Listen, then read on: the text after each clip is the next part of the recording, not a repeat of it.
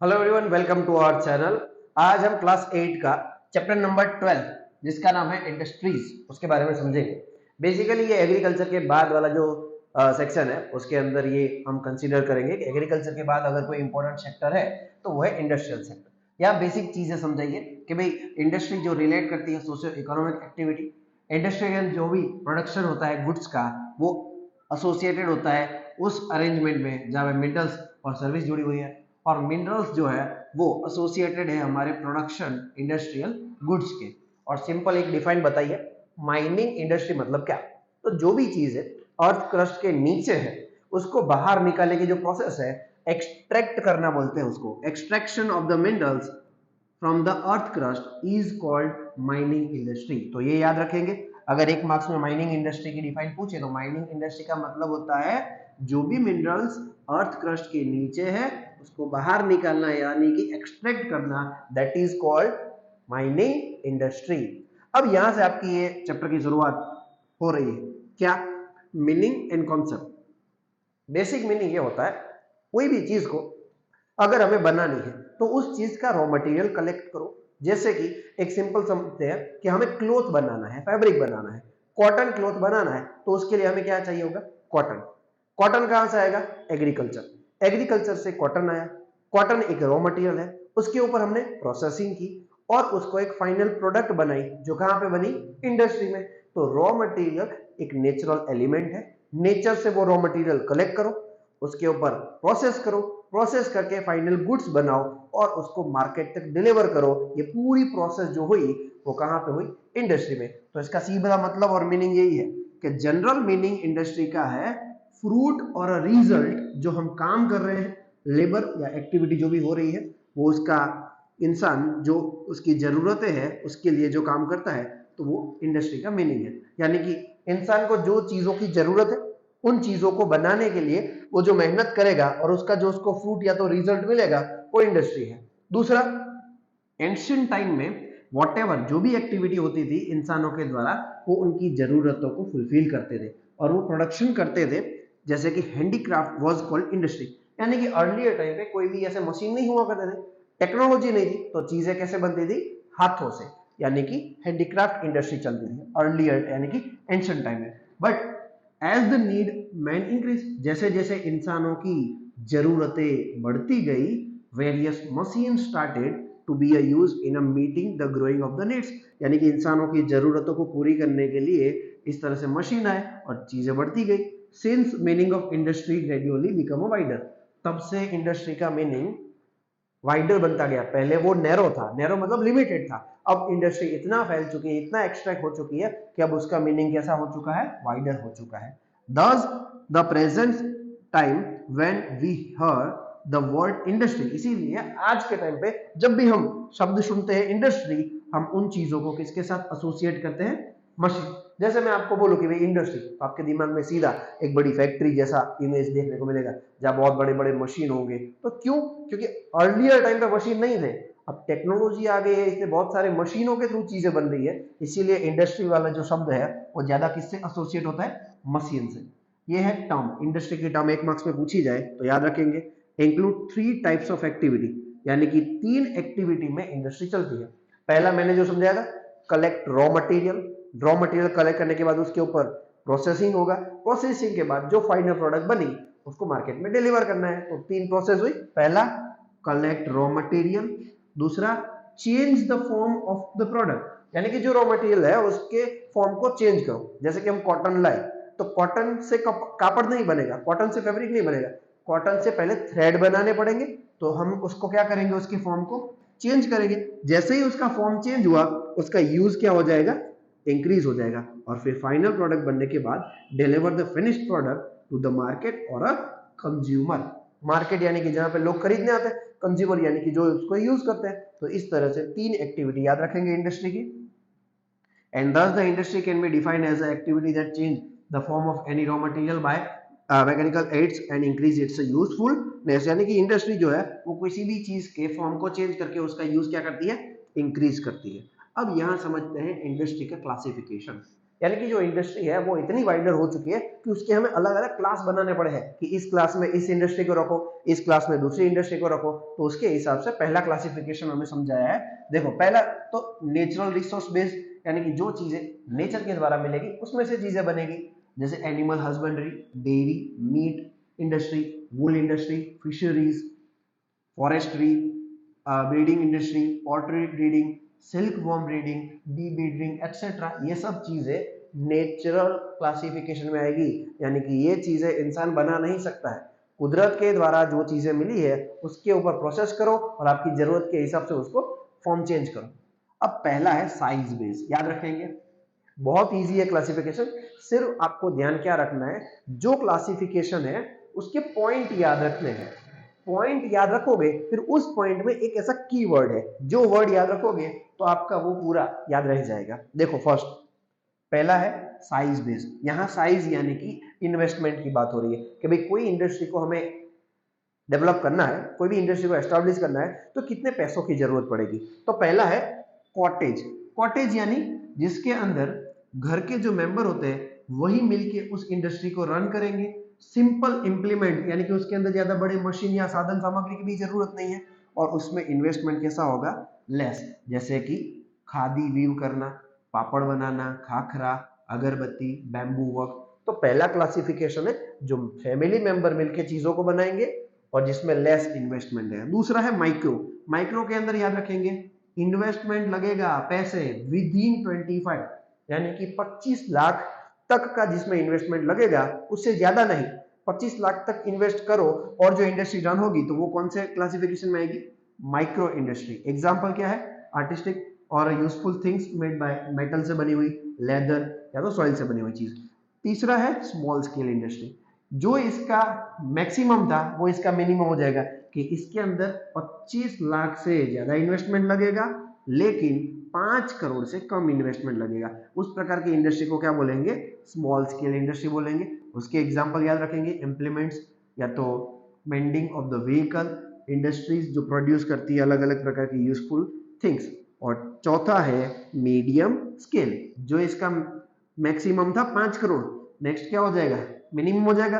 तो जिस इंडस्ट्री में 5 करोड़ से ज्यादा का इन्वेस्टमेंट लगता है और 10 करोड़ से कम इन्वेस्टमेंट लगता है, उस प्रकार की इंडस्ट्री को किसमें हम ऐड करेंगे, मीडियम स्केल में। मीडियम स्केल में जैसे मशीन बनाना, कलर, केमिकल, इलेक्ट्रॉनिक इम्प्लीमेंट्स। और लास्ट में जो इसका मैक्सिमम है वो इसका मिनिमम, लार्ज स्केल इंडस्ट्री जिसमें 10 करोड़ से ज्यादा इन्वेस्टमेंट लगता है, जैसे कि railway implements banana, heavy vehicle, iron and steel. तो जिसमें 10 करोड़ से ज्यादा इन्वेस्टमेंट लगता है उसको क्या बोलेंगे, लार्ज स्केल। तो ये क्लासिफिकेशन इजी है आपके लिए, ना समझ आए तो ऐसे नोट्स में कहीं पे लिख लेना। क्या, फर्स्ट कॉटेज, कॉटेज में क्या शब्द याद रखना है, लेस इन्वेस्टमेंट।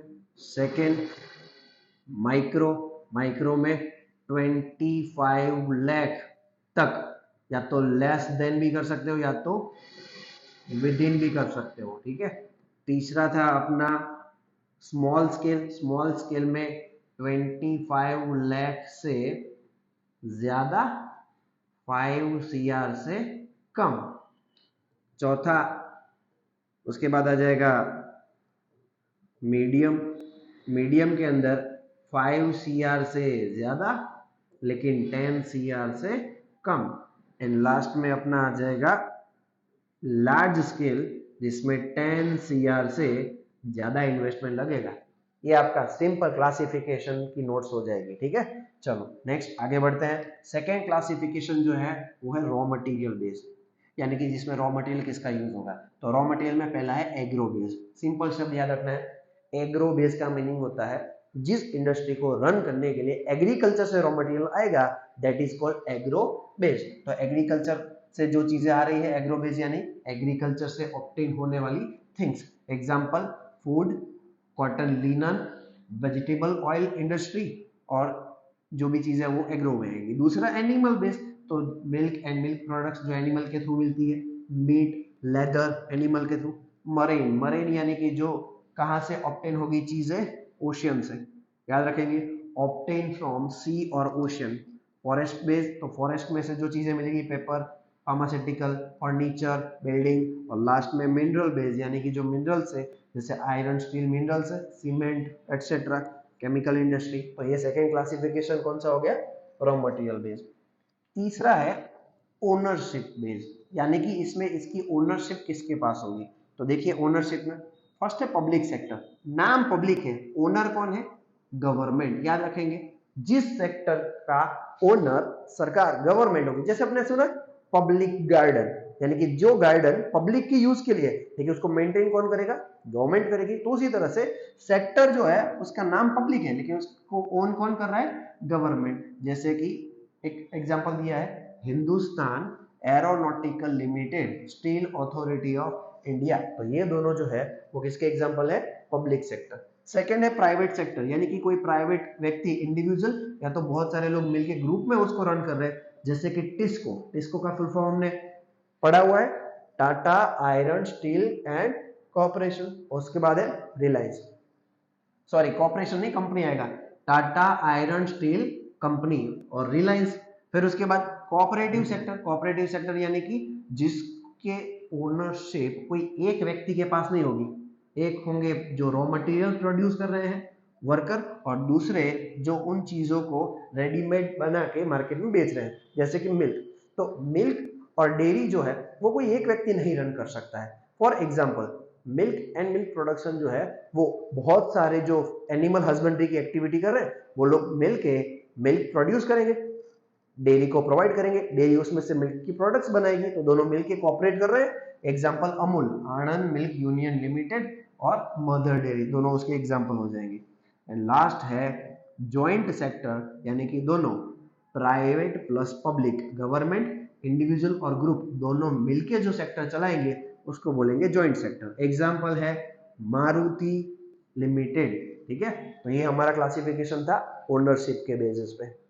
अब हमें यहाँ पे समझाए गए हैं फैक्टर्स। देखिए कि भाई मुझे मान लो कि कोई इंडस्ट्री एस्टेब्लिश करनी है, फॉर एग्जांपल मुझे पेंसिल बनाने की एक फैक्ट्री एस्टेब्लिश करनी है, तो वो फैक्ट्री मैं कहाँ पे एस्टेब्लिश करूंगा, उसके लिए मैं बहुत सारी चीजों को ध्यान में रखूंगा कि भाई मेरे को कहाँ पे एस्टेब्लिश करनी है, कौन सी जगह होगी, और इतने सारे जो राज्य है, इतने सारे स्टेट है, उसमें कहाँ पे, तो उसके लिए बहुत सारी चीजें अपने को ध्यान में रखनी पड़ती है। तो वो फैक्टर कौन से है जो इफेक्ट करते हैं उसके लोकेशन को। तो देखिए the factor affecting the location of industry, पहले तो वहां आसपास क्या अवेलेबल होना चाहिए, रॉ मटेरियल। मान लो कि मैंने यहाँ पे एस्टेब्लिश की इंडस्ट्री, यहाँ से 1000 किलोमीटर दूर उसका रॉ मटेरियल है, तो वहां से यहाँ लाने में ट्रांसपोर्टेशन कॉस्ट ही इतना लग जाएगा कि ये रॉ मटेरियल अपने को बहुत महंगा पड़ेगा, और जितना खर्च ज्यादा होगा उतना प्रॉफिट क्या होता जाएगा, कम। तो अपने को मिनिमम एक्सपेंडिचर मैक्सिमम प्रॉफिट कमाना है। तो पहला रॉ मटेरियल नजदीक होना चाहिए। दूसरा लैंड यानी कि आसपास जो जगह है उतनी महंगी नहीं होनी चाहिए, या तो उसके रेंट ज्यादा नहीं होने चाहिए, वाटर अवेलेबल होना चाहिए लेबर काम करने के लिए, पावर इलेक्ट्रिसिटी, कैपिटल मतलब पैसे आसपास मिल जाने चाहिए, ट्रांसपोर्ट, और खास जब चीज बन के रेडी होती है तो उसके बेचने के लिए आसपास मार्केट होने चाहिए। And industries are situated where some of all this and factor are easily available, यानी कि ये सब फैक्टर जहां अवेलेबल है वहां पे इंडस्ट्री एस्टेब्लिश होगी। समटाइम द गवर्नमेंट इंकरेज, कई बार गवर्नमेंट इंकरेज करती है कि आप एक काम करो बाय प्रोवाइडिंग अफोर्डेबल इलेक्ट्रिसिटी। सरकार क्या करती है, लोगों को इंकरेज करती है कि आप इंडस्ट्री एस्टेब्लिश करो, लेकिन जो बंजर जमीन है जहां पे एग्रीकल्चर नहीं हो पाता है तो उन जगहों पे इंडस्ट्री ओपन करो। तो सरकार ऐसी चीजें बोलेगी तो सामने हम क्वेश्चन करेंगे कि भाई हम वहां पे क्यों आए। तो गवर्नमेंट बोलती है देखिए हम आपको वहां पे अफोर्डेबल इलेक्ट्रिसिटी मतलब इलेक्ट्रिसिटी के प्राइस थोड़े कम रखेंगे। दूसरा वहां पे लोअर ट्रांसपोर्टेशन कॉस्ट होगा, यानी कि आसपास रेलवे होंगी, आसपास एयरपोर्ट होंगे, यानी कि आसपास आपको ऐसी चीजें मिल जाएगी जिससे इजीली ट्रांसपोर्टेशन हो पाए, और वहां पे इंफ्रास्ट्रक्चर फैसिलिटी अच्छी मिलेगी। इसके एग्जांपल है गुजरात के अंदर कौन सा डिस्ट्रिक्ट, कच्छ। कच्छ डिस्ट्रिक्ट को ऐसा स्पेशल जोन बनाया कि वहां पे इंडस्ट्री एस्टेब्लिश हो गुजरात में, और उसी तरह से डेवलप होगी इंडस्ट्री एंड उसके इंसेंटिव्स प्रोवाइड किए जाएंगे सरकार के द्वारा। And establish for economically backward area, जो इकोनॉमिकली बैकवर्ड है इसीलिए वो इंडस्ट्रियलाइजेशन बोलते हैं इसको, कि सरकार चाहती है कि ज्यादा से ज्यादा इंडस्ट्री हो एंड डेवलप करे आसपास की जगहों को, सिटी और टाउन को, ताकि जैसे इंडस्ट्री आती है आसपास के लोगों को क्या मिलना शुरू हो जाती है, एम्प्लॉयमेंट। एम्प्लॉयमेंट मिलेगी तो लोगों को पैसे मिलेंगे और लोग अपना जीवन अच्छे से जी पाएंगे। ये है आपका इंडस्ट्रियल रीजन कि भाई इंडस्ट्री कहाँ कहाँ पे देखने को मिलती है। तो industrial region develop only where the type of industries are situated where some of all these factor are easily available। ऊपर जो हमने समझे वो फैक्टर जहाँ पे अवेलेबल होंगे and can share the benefit of the proximity and the major industry region of the world में major industrial region कौन से है? North east America, western and central Europe, eastern Asia, ये 3 रीजन ऐसे हैं जहाँ पे बहुत सारी इंडस्ट्रीज देखने को मिलेगी। And this industrial area are mostly located, ज्यादातर ये कहाँ पे लोकेटेड है? टेम्परेट जोन में। यू नो टेम्परेट जोन हमने समझा था, अर्थ के बीच में से जाता है इक्वेटर, ऊपर tropic of cancer, tropic of capricorn, तो इसके बीच में जो जोन है उसको क्या बोलेंगे हम? Tropical zone. और उसके ऊपर 66.5 डिग्री पे जो है इसको बोलेंगे टेम्परेट जोन। तो ज्यादातर इंडस्ट्री टेम्परेट जोन में देखने को मिलेगी। ज्यादातर इंडस्ट्री किसके नजदीक होगी? सी पोर्ट, समुद्र के नजदीक, ताकि इजीली सामान जहाज में आ जा सके। स्पेशली एरिया जो कोल्ड फील्ड के नजदीक होगा। And India has several industries region, Bharat के अंदर ऐसे इंडस्ट्रियल रीजन कौन से हैं? तो Mumbai, Pune cluster, Bangalore Tamil Nadu region, Hooghly region, Ahmedabad बड़ोदरा region, Chhota Nagpur industrial belt, Visakhapatnam Guntur region, Gurgaon Delhi Meerut region और कोल्लम एंड तिरुवनंतपुरम क्लस्टर, ये सारे ऐसे रीजन है जहां पे इंडस्ट्रीज देखने को मिलेगी। हियर इज द मैप, ये हमारा वर्ल्ड मैप है जो इंडस्ट्रियल रीजन शो करता है। नेक्स्ट है हमारे डिस्ट्रीब्यूशन ऑफ मेजर इंडस्ट्री, कि भाई हमने हमारी इंडस्ट्रियों को किस तरह से डिस्ट्रीब्यूट किया है। तो मेजर इंडस्ट्री के नाम आपको पूछे तो मेजर इंडस्ट्री में वर्ल्ड में एक तो है आयरन एंड स्टील, दूसरा है कॉटन टेक्सटाइल, तीसरा है इलेक्ट्रॉनिक और चौथा है इंफॉर्मेशन एंड टेक्नोलॉजी, जिसको हम शॉर्ट में बोलते हैं आईटी। यानी कि इंडस्ट्रियों को अगर हमें डिस्ट्रीब्यूट मेजर इंडस्ट्री की बात करें तो मेजर इंडस्ट्री कितनी है? 4। इस चैप्टर में अपने को पढ़ना है iron and steel, cotton textile, electronic के बारे में ना है, आईटी इंफॉर्मेशन टेक्नोलॉजी के बारे में है। दूसरा, आयरन और स्टील और कॉटन टेक्सटाइल ये दोनों है वो कैसी है? बहुत ही पुरानी इंडस्ट्री है। और इंफॉर्मेशन टेक्नोलॉजी जो है वो इमर्जिंग है। इमर्जिंग का मीनिंग होता है बाकी सब सेक्टर के साथ जुड़ रही है, बाकी इंडस्ट्रियों के साथ मर्ज हो रही है, उसका काम बढ़ता जा रहा है। अब आयरन और स्टील इंडस्ट्री जो है वो जर्मनी, यूएसए, चाइना, जापान और रशिया में देखने को मिलती है। टेक्सटाइल इंडस्ट्री जो है वो कंसंट्रेट करती है India, Hong Kong, south Korea, Japan and Taiwan. और मेजर हब आईटी यानी कि इंफॉर्मेशन टेक्नोलॉजी के हब देखने को मिलते हैं Silicon Valley, Central California, Bengaluru region of India के अंदर। अब वन बाय वन समझते हैं इंडस्ट्रियों के बारे में। सबसे पहली हमारी जो इंडस्ट्री है उसका नाम है आयरन एंड स्टील इंडस्ट्री। तो आयरन एंड स्टील इंडस्ट्री हमने जो क्लासिफिकेशन देखा जिसमें 10 करोड़ से ज्यादा इन्वेस्टमेंट लगता है, इसीलिए इसको बोलेंगे लार्ज इन्वेस्टमेंट, यानी कि ये लार्ज स्केल में आएगी। और ये फीडर इंडस्ट्री है। फीडर मतलब बाकी इंडस्ट्री जो स्मॉल, माइक्रो, मीडियम स्केल है उनके लिए ये मदद रूप होती है, उनको हेल्प करती है, उनको फीड करने का काम करती है। And when the production is used for the raw material and other industry, यानी कि दूसरी इंडस्ट्री इन चीजों को रॉ मटेरियल के तौर पर यूज करती है। इंप्यूट्स का मीनिंग है इस इंडस्ट्री को अपने को रन करना हो, चलाना हो, तो क्या क्या चीजों की जरूरत पड़ेगी। तो सबसे पहले जरूरत पड़ेगी बहुत सारे लेबर्स, बहुत सारा इन्वेस्टमेंट कैपिटल, लोकेशन अच्छा होना चाहिए एंड इंफ्रास्ट्रक्चर फैसिलिटी अच्छी होनी चाहिए, आसपास रॉ मटेरियल मिले, आयरन ओर यानी कि जहां से रॉ फॉर्म में आयरन मिले, coal, limestone, and the process of the converting iron ore into the steel involve many stages. यानी कि रॉ मटेरियल होता है आयरन, आयरन ओर जिसको बोलते हैं। अब आयरन में से स्टील बनता है तो उसके लिए बहुत लंबी एक प्रोसेस में से गुजरना पड़ता है। Raw material is put in blast furnace. Blast furnace मतलब जो आग की भट्टी होती है, बहुत सारी जो गर्मी जिसके अंदर रॉ मटेरियल आयरन को डाला जाएगा, आयरन मेल्ट होगा और उसके बाद there after steel obtain output which is used for the other industry as a raw material। और फिर उसमें हम बहुत सारे मिनरल्स ऐड करेंगे, अलॉय करेंगे, तब जाके स्टील बनेगा। एंड याद रखेंगे स्टील कैसा होता है? टफ होता है, इजीली शेप कर सकते हैं, कट कर सकते हैं वायर के फॉर्म में, और अलॉय कर सकते हैं स्टील को यानी कि दूसरे मिनरल बनाने के लिए adding small amount of other metal जैसे कि एल्यूमिनियम, निकल and copper. Alloys give a steel, और अगर स्टील के अंदर बहुत सारे अलग अलग प्रकार के मिनरल ऐड करें तो वो अनयूजुअल हार्डनेस बन जाता है, टफनेस देखने को मिलती है और एबिलिटी होती है उसके अंदर रेसिस्ट टू रस्ट, यानी कि उसको जंग जल्दी लगेगा नहीं। जैसे आयरन है तो आयरन को थोड़े टाइम के बाद जंग लग सकता है धूप या पानी की वजह से, लेकिन स्टील को जंग लगेगा नहीं। ये हमारे इन जो आयरन और स्टील की इंडस्ट्रियल रीजन है वर्ल्ड के। Here you can see steel. तो स्टील के बारे में यहां से आपका एक सवाल निकलेगा। क्या निकलेगा सवाल कि भाई स्टील जो है उसको इंडस्ट्री के तौर पे बैकबोन कहा जाता है, यानी कि ऑलमोस्ट हर इंडस्ट्री के अंदर स्टील का यूज होता है। तो steel industry is often called backbone of modern industry. Modern industry में कौन सी इंडस्ट्री को बैकबोन कहा जाता है? तो आंसर इज स्टील इंडस्ट्री।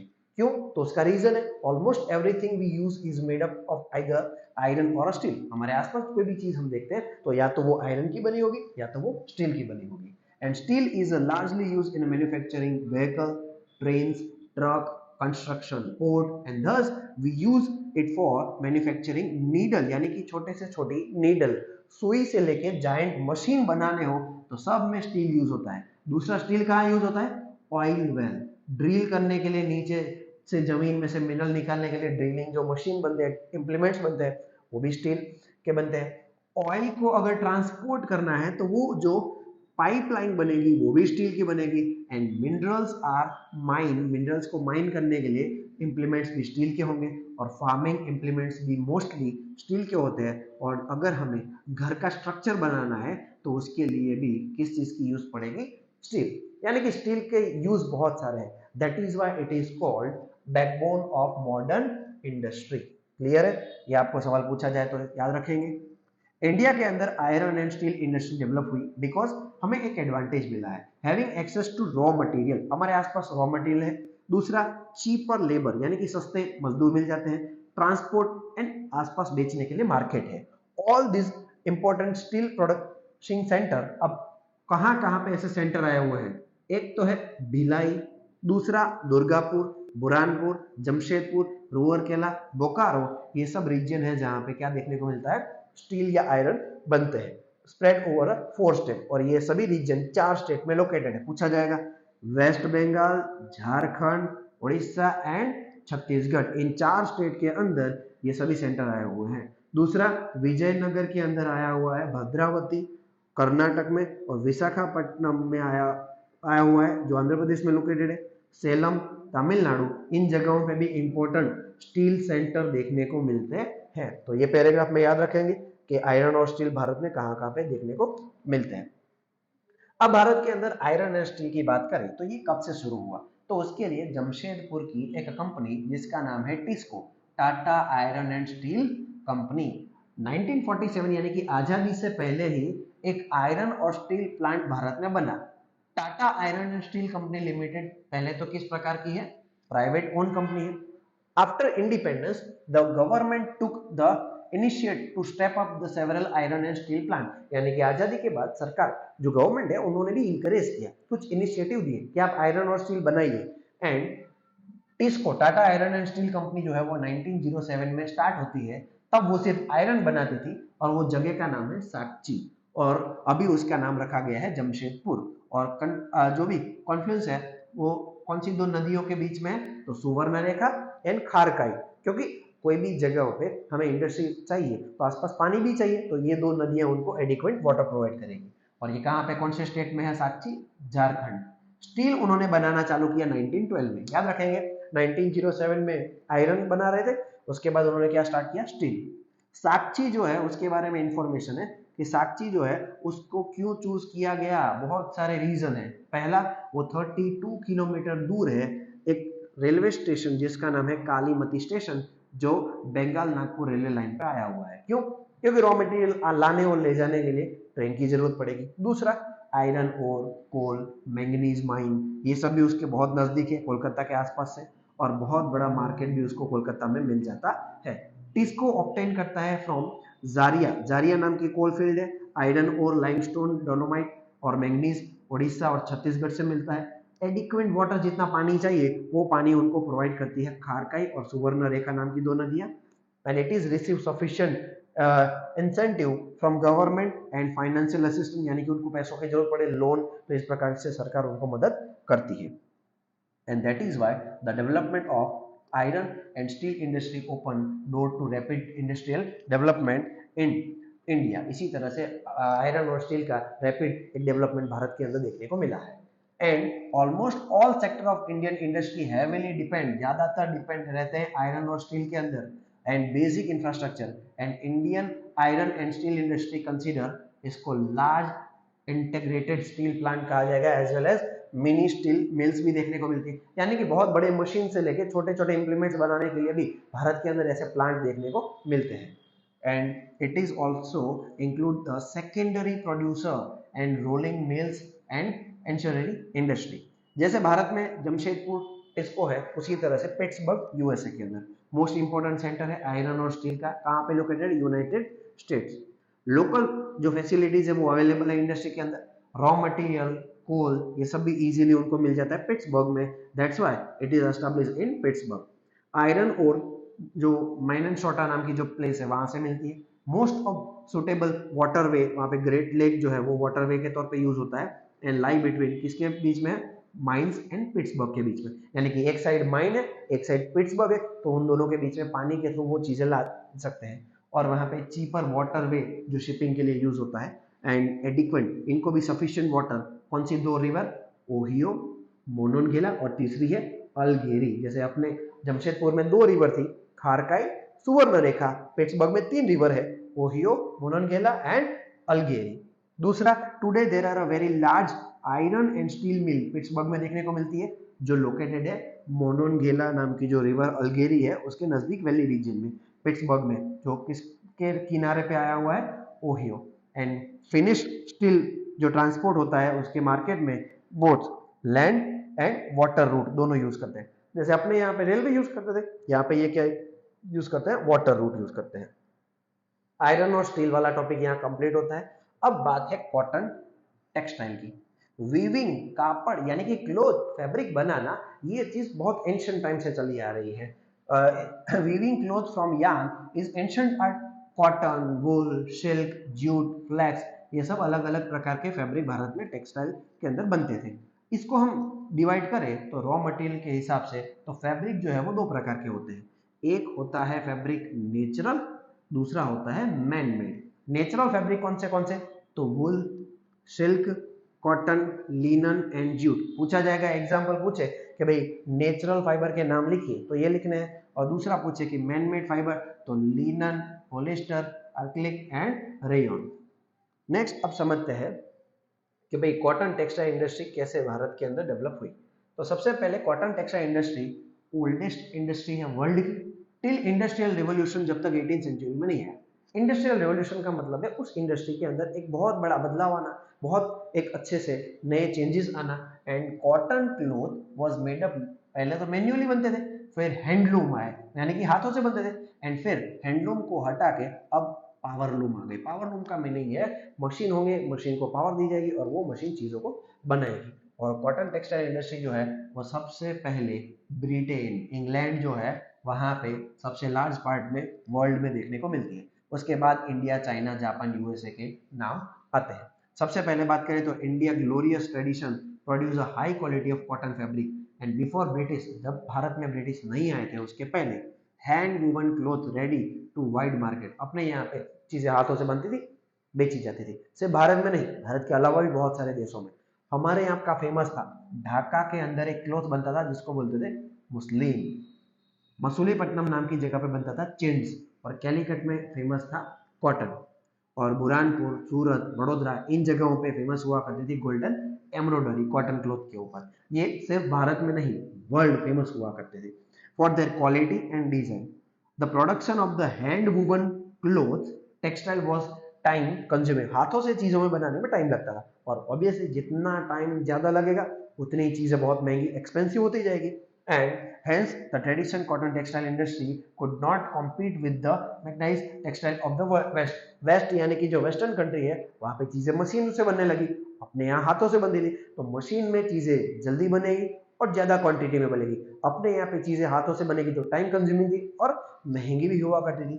तो फर्स्ट सक्सेसफुल मशीनाइज टेक्सटाइल कहाँ पे एस्टेब्लिश है भारत में? मुंबई, 1854। याद रखेंगे ये स्टार है कि 1854 में मुंबई में फर्स्ट मशीन के बेस पे टेक्सटाइल शुरू हुई। क्यों? क्योंकि हॉट एंड ह्यूमिड क्लाइमेट है, नजदीक पोर्ट है और अवेलेबल है आसपास रॉ मटेरियल और स्किल लेबर। इसके रिजल्ट से रैपिड एक्सपांशन हुआ इंडस्ट्री का और in earlier year industry establish होती है महाराष्ट्र, फिर Gujarat. Since it has spread different part of, पहले सबसे पहले मुंबई महाराष्ट्र, उसके बाद गुजरात, उसके बाद कोयम्बतूर, कानपुर, चेन्नई, अहमदाबाद, मुंबई, कोलकाता, लुधियाना, पुडुचेरी एंड पानीपत जगहों पे भी इस प्रकार के सेंटर एस्टैब्लिश हुए हैं। अब समझते हैं भारत के अंदर कॉटन टेक्सटाइल में सबसे बड़ा जो प्रोडक्शन सेंटर उसका नाम है अहमदाबाद। अहमदाबाद लोकेटेड है साबरमती नाम की जो रिवर है उसके ऊपर। साबरमती रिवर जो गुजरात में है and first cotton mill Gujarat में एस्टैब्लिश होती है अहमदाबाद में, कौन से ईयर में? 1861। और second largest cotton textile city India का मुंबई, पहला अहमदाबाद, दूसरा मुंबई। अहमदाबाद को मैनचेस्टर ऑफ इंडिया कहा जाता है। अब आप बोलोगे सर ये मैनचेस्टर क्या है? तो ऊपर आया जो ब्रिटेन, तो ब्रिटेन नाम का इंग्लैंड के अंदर एक शहर है जिसका नाम है मैनचेस्टर, जहाँ पे वर्ल्ड की सबसे ज्यादा कॉटन टेक्सटाइल मिल है। इसीलिए वर्ल्ड में सबसे ज्यादा मैनचेस्टर में, और मैनचेस्टर ऑफ इंडिया क्योंकि इंडिया में सबसे ज्यादा कहाँ पे है? गुजरात में, और गुजरात में भी अहमदाबाद में, इसलिए अहमदाबाद को टाइटल दिया मैनचेस्टर ऑफ इंडिया। क्यों? क्योंकि फेवरेबल लोकेशन है, हेल्पफुल करता है development of cotton textile industry. अब अहमदाबाद जो है वो बहुत ही नजदीक है कॉटन प्रोड्यूसिंग रीजन, यानी कि आसपास बहुत सारा कॉटन प्रोड्यूस होता है, रॉ मटेरियल मिल जाता है एंड रॉ मटेरियल इजीली और रैपिडली मिल जाता है, और फ्लैट लैंड है, यानी कि अपने को यहाँ इंडस्ट्री एस्टेब्लिश करनी हो तो एक फ्लैट जमीन है जहाँ पे हम इंडस्ट्री बना सकते हैं and prove to useful for establishment of factory, यहाँ पे फैक्ट्री बन सकती है। दूसरा डेंसली पॉपुलेटेड स्टेट है, बहुत सारे लोग हैं, इसीलिए गुजरात और महाराष्ट्र प्रोवाइड करता है skill and semi skill labour, यानी कि आसपास ऐसे लोग मिल जाते हैं जो इंडस्ट्री में और फैक्ट्री में काम कर सके। Network of the well developed road, आसपास अच्छे रोड है, रेलवे बनी हुई है एंड इजीली डिलीवर हो सकता है कॉटन क्लोथ अलग अलग पार्ट में। और मुंबई पोर्ट जो है वो फैसिलिटेड है कि वहां पे चीजों को इंपोर्ट कर सकते हैं, मशीनरी रिक्वायरमेंट जो भी हो, और चीजों को दूसरे देश में भेजना उसको बोलते हैं एक्सपोर्ट भी कर सकते हैं। बट लास्ट कुछ सालों की बात करें तो अहमदाबाद के अंदर थोड़ा डाउनफॉल देखने को मिला है, बहुत सारी फैक्ट्रियां क्या हो चुकी है? क्लोज, बंद हो चुकी है, तो ये एक बड़ी प्रॉब्लम है। अब जैसे अहमदाबाद गुजरात भारत का फेमस है, उसी तरह से जापान के अंदर एक शहर है जिसका नाम है ओसाका। ओसाका भी इंपॉर्टेंट टेक्सटाइल मैन्युफैक्चरिंग सेंटर है, लेकिन इसकी खासियत क्या है? गुजरात में अहमदाबाद की खासियत क्या थी? आसपास कॉटन प्रोड्यूसिंग रीजन है। ओसाका ऐसा है जहां पे कॉटन प्रोड्यूस उतना नहीं होता है, फिर भी ओसाका इतना फेमस क्यों है? क्योंकि ओसाका जो है वो रॉ मटेरियल दूसरे देश से मंगवाता है, अपने देश में फाइनल प्रोडक्ट बनाता है और उसी को दूसरे देश में एक्सपोर्ट करता है। तो इसका मतलब ये है कि ओसाका को मैनचेस्टर ऑफ जापान क्यों कहा जाता है? क्योंकि ओसाका डेवलप करता है because number of geographical region, जिसमें पहला एक्सटेंसिव प्लेन, वहां पे बहुत सारी जमीन फ्लैट लैंड है। ओसाका इजीली अवेलेबल है land develop for the cotton textile mill, और वहां पे ह्यूमिड क्लाइमेट है जो बहुत सूटेबल है वीविंग और स्पिनिंग के लिए। और वहां पे एक रिवर है जिसका नाम है योडो। जैसे गुजरात अहमदाबाद के अंदर रिवर कौन सी थी? साबरमती।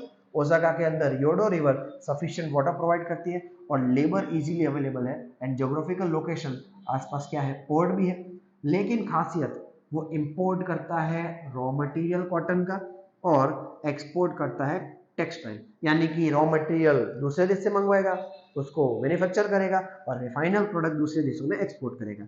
ओसाका की जो ओसाका टेक्सटाइल इंडस्ट्री जो है वो पूरी तरह से इंपोर्टेड रॉ मटेरियल पे बेस्ड है, यानी कि जो रॉ मटेरियल दूसरे देश से उसको मिलना बंद हो गया तो शायद इनकी फैक्ट्री अभी बंद हो जाएगी। तो वो कहां से रॉ मटेरियल आता है? Egypt, India, China, USA. And cloth produce is mostly export, ज्यादातर क्लोथ क्या होता है? एक्सपोर्ट होता है। Good market have been isolated by due to the high quality, यानी कि वो दाम सस्ते रखता है और क्वालिटी बहुत अच्छी देता है। It is considered as a important industrial centre in Japan. लेकिन कुछ टाइम में, इन रिसेंट टाइम, अभी ओसाका जो टेक्सटाइल इंडस्ट्री है वो रिप्लेस कर रहा है, यानी कि उसमें उसको ज्यादा कमाई नहीं हो रही तो दूसरी इंडस्ट्रियों में जा रहा है, जैसे कि वो iron steel, machinery, ship building, automobile, फिर इलेक्ट्रॉनिक अप्लायंसेस और सीमेंट, इस प्रकार की इंडस्ट्रियों के अंदर आगे वो बढ़ने की कोशिश कर रहा है। अब बात है लास्ट, इंफॉर्मेशन टेक्नोलॉजी, यानी कि आईटी इंडस्ट्री। इसका सिंपल मतलब ये है कि इंफॉर्मेशन टेक्नोलॉजी आईटी सेक्टर जो है वो 24 आवर अगर कंपनी चालू रखनी हो तो कैसे रख सकते हैं। इसका सिंपल एक एग्जांपल, एक स्टोरी बताई है। देखो कि imagine how much work could be done a company operate 24 hour, यानी कि 24 घंटे अगर एक कंपनी चालू रहती है तो कितना काम कर सकती है। तो उसके लिए एक स्टोरी बताइए कि भाई एक यूएसए के अंदर एक व्यक्ति बैठा है और एक व्यक्ति इंडिया के अंदर बैठा है। सिंपल एग्जांपल ये है कि जब यूएसए के अंदर एक व्यक्ति है जिसका नाम है डैनी, डैनी नाम का व्यक्ति कैलिफोर्निया में रहता है जो सिलिकॉन वैली में लोकेटेड है, और स्मिता नाम की लड़की जो इंडिया में रहती है। तो ये स्मिता है और ये भाई साहब डैनी है।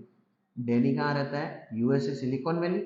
स्मिता कहाँ रहती है? अपने बेंगलुरु के अंदर। तो देखिए जब सुबह डैनी के यहाँ पे, मान लो कि उसका काम करने का टाइम 8 o'clock है, सुबह 8 बजे वो काम पे आता है और तब इंडिया के अंदर क्या हो रहा होगा? नाइट होगी, तो स्मिता उस टाइम पे सो रही होगी। और जैसे ही डैनी की शिफ्ट खत्म होती है तो यहाँ पे नाइट हो जाएगी, और जब यहाँ पे नाइट तो इंडिया में क्या हो जाएगा? डे।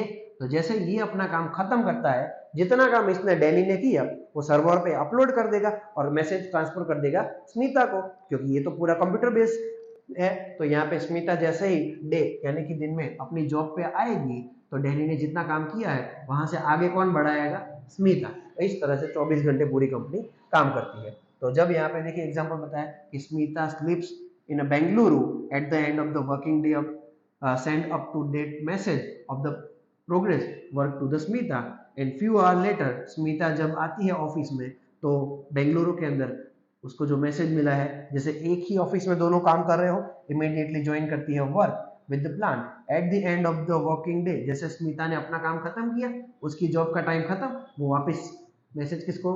डैनी को भेज देगी। डैनी यहाँ पे रात को सो रहा होगा, दूसरे दिन सुबह आके वहां से वर्क स्टार्ट करेगा।